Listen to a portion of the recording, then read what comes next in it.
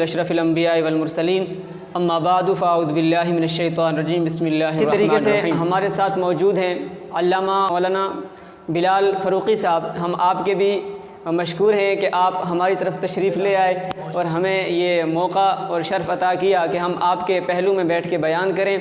اللہ پاک آپ کو سلامت رکھے۔ سب سے پہلے اللہ پاک نے قرآن پاک کے اندر ارشاد فرمایا رضی اللہ عنہم ورضوا عنہ۔ اس سے مراد علامہ صاحب صحابہ کرام کی جماعت ہے۔ یہ وہ عظیم جماعت ہے کہ جس کی تعریفیں اور جن کی پاک دامنی اور جن کی پاک سیرت کی گواہی اللہ رب العزت نے جگہ بجگہ قرآن پاک میں ارشاد فرمائی۔